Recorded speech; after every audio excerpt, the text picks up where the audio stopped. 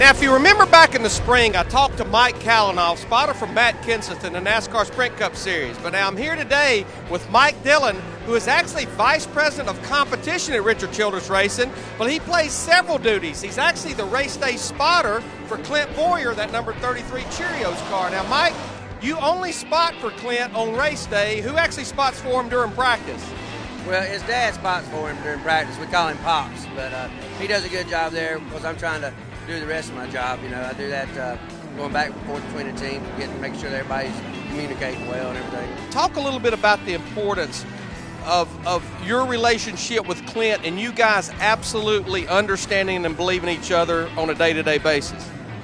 I think the most important thing is with a spotter in a driver situation is trust. You know, he's got to believe that you're up there in the race with him in that car. You know, you got to feel what he's feeling. You know, you got to anticipate things happening in front of him, and just know, just once you get that trust built up between you, it's hard to have somebody else do it for you.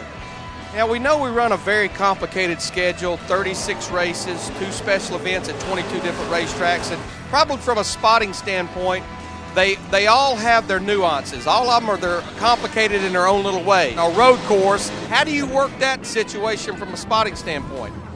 We'll have 3 spotters, maybe 4 spotters. Depends on, you know, how we have enough people there for one to help us.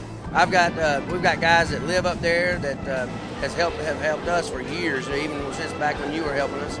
And they'll come in, and we just put guys in different locations. And you know, that's where that comes down to a basic job of accident or debris in front of them and a clear. You know. How do you work out between the different spotters? Who's going to pick up here? Who's going to not pick up here? Where you're not talking across each other?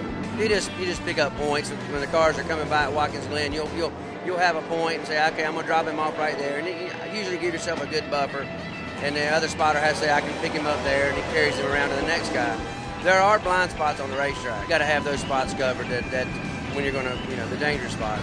Well, when you think about it, short term, what Mike Dillon's trying to accomplish is talk Clint Boyer into this 2010 chase and maybe this 2010 NASCAR Sprint Cup Series championship.